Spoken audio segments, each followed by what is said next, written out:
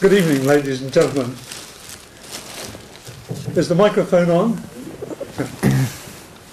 Well, I want to wish you a very hearty welcome to this lecture this evening.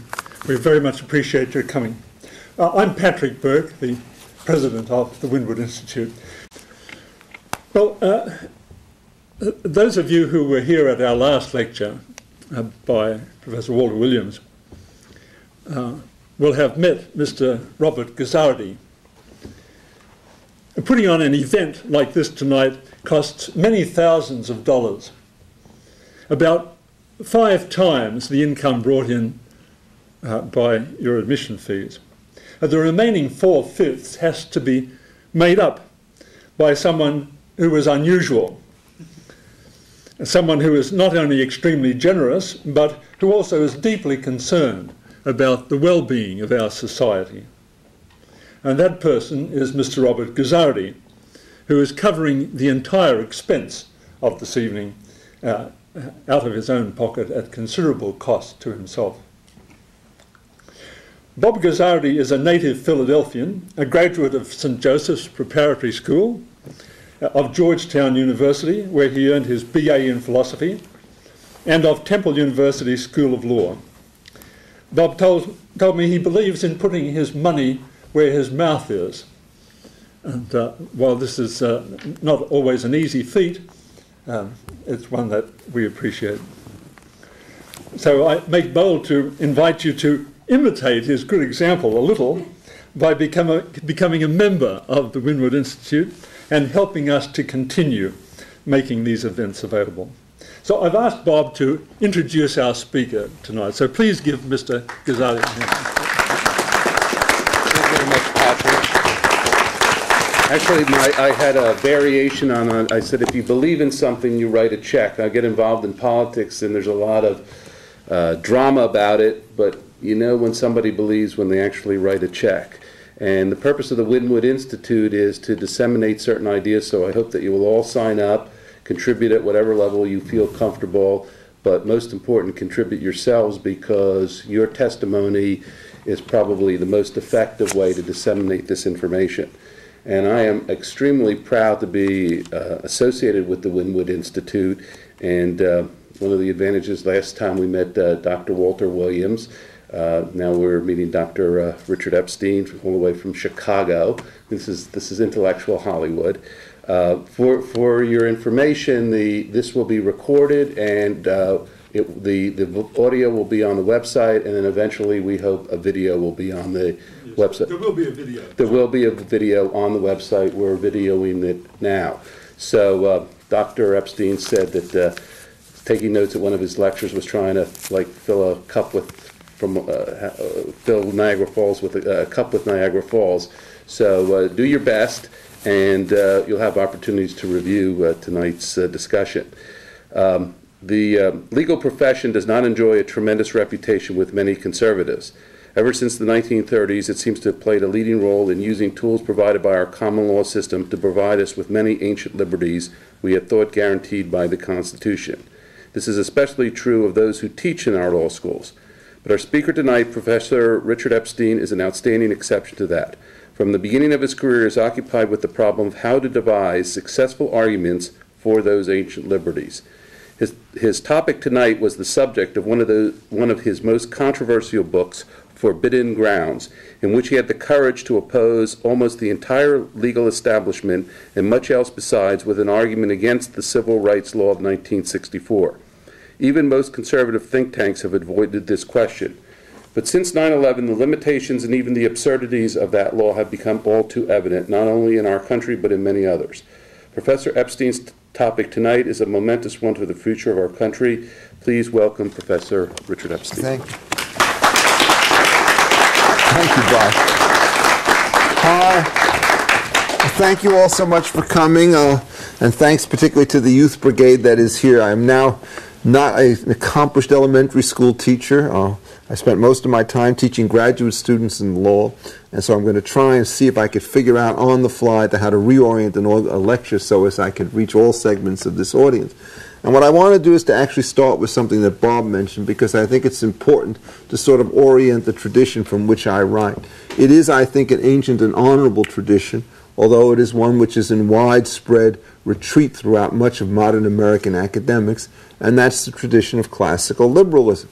And when you use the word classical in this particular phrase, what is really meant, in effect, is the same thing it is used when you talk about classical music.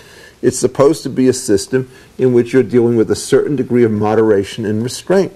And in this particular situation, the moderation and restraint comes because the classical liberals believed in small government, but they did not believe in no government. They were not anarchists. They did not think that you could have private roads, ownership of all the highways, zero taxation and the like. What they were trying to do was essentially get together with the following set of powerful values. They wanted to have a system in which individuals could own, acquire, and keep various forms of private property. They wanted them to be able to freely exchange that private property amongst one another, to freely exchange their goods and services. And the basic theory is that the more that you can exchange, the more likely it is that everybody will be able to benefit from the creation, through private actions, of a voluntary market. They realized, however, that in order to make this market work, you had to have a system of government to achieve at least two ends.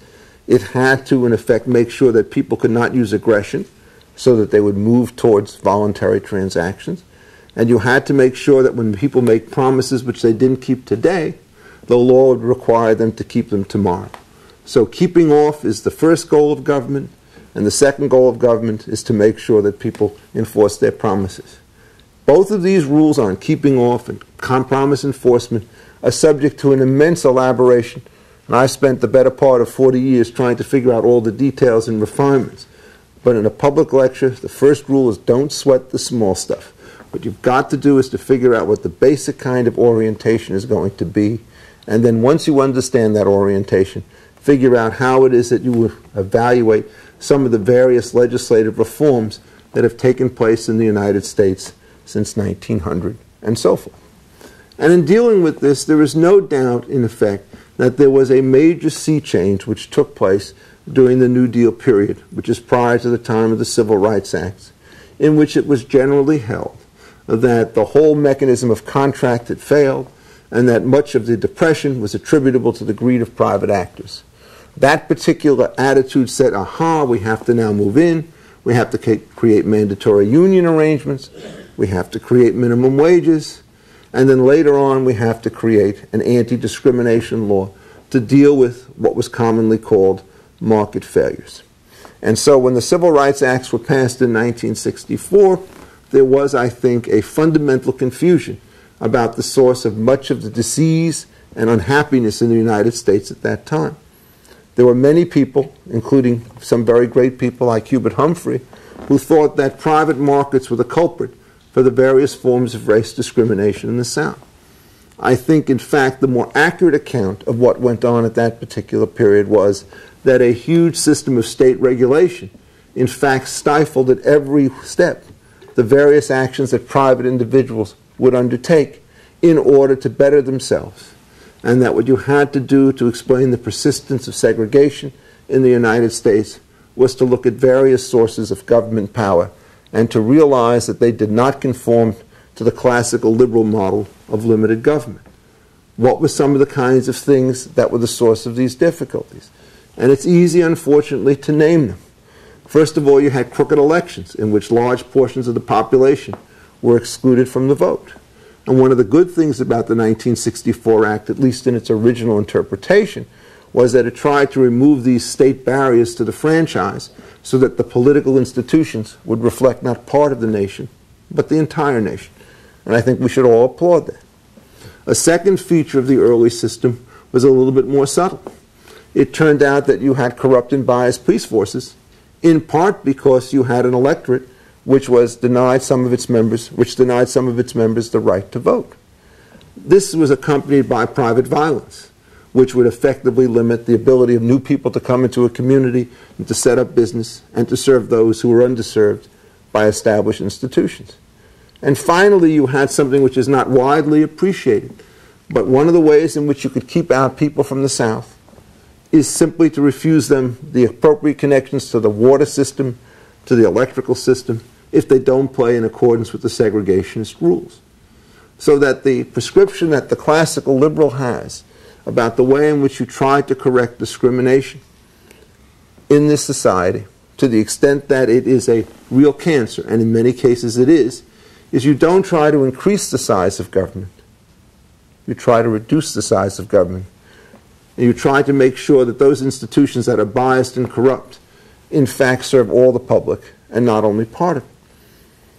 When the Civil Rights Acts were introduced in 1964, both of the arguments for their introduction were available. Those which says that markets were the culprit and those that said that government were the culprit. And when I wrote my book on Forbidden Grounds in 1992, I wasn't trying to speak about all of the anti-discrimination laws. There are many different parts of them. I was concentrating on one segment, and that was the part of the law that dealt with employment relationships. The great introduction of the 1964 Civil Rights Act said that no employer shall be allowed to discriminate against any individual on the grounds of that individual's race or sex or national origin or religion. And essentially it said that certain kinds of characteristics could not be taken into account when employers wanted to make their decisions about whom to hire and who not to hire. And the reason I called my book Forbidden Grounds was because these were the grounds on which it was now said to be unlawful to base the decisions on whether or not to hire or to promote or to retain or to give a raise to any particular person. Now, the position that I took in 1992, and I'm going to defend it in a moment, was that all of these laws turned out to be a very sad mistake, precisely because what they did is they confused the two sources of discrimination and thought that markets had exactly the same kinds of dangerous effects that government intervention had. And that by making that mistake, they not only stopped government from discriminating, which it should have done, what they tried to do is to regulate the way in which employment markets worked. The immediate question that was put to me when I came here before the Wynnewood Institute was, have you changed your minds? What has 14 years done to alter the attitudes that you might have had then? And 14 years does make a difference. And let me see if I can tell it, what it is. Well, as I look around this room, I see people who are probably 12 years old to people who are older than me. Some of you have no idea of what it was like to live in the United States before the passage of the Civil Rights Act, before Brown v. Board of Education in 1954. And others, of course, remember the very painful transition that this country undertook as we tried to escape some of the real ravages of a formalized system of segregation. One of the reasons why the Civil Rights Acts were so difficult to think of in 1964 is that you were not writing on a blank slate. This was not a country which had done itself proud, particularly in the South, but also to some extent in the North. And do remember that Brown v. Board is Brown versus the Board of Education of the city of Topeka, Kansas, which was a northern city, right? Which was still segregated as of 1954. Not with much conviction, to be sure, but segregated nonetheless. And so, one of the great problems you had in 1964 was caught by Lyndon Johnson's perfectly appropriate metaphor. He said, we've tied the legs of half of our population because of all of these restrictions. Now we're supposed to untie the legs and assume that the race is going to be fair. There was, in other words, one of the great problems that always besets political theorists like myself, which is how do you make transitions from a state of the world which is not the way it ought to be to a state of the world which is one that you prefer. And there were many such difficulties. For example, labor markets in the United States were heavily unionized. Unions had monopoly power over whom to admit and whom to promote. There is no question, if you go back to the history of American unionism between, say, about 1926, when the federal government first got involved, to 1964, union power increased the level of segregation in the American workforce and, in fact, reduced systematically the prospects of African Americans for economic advancement.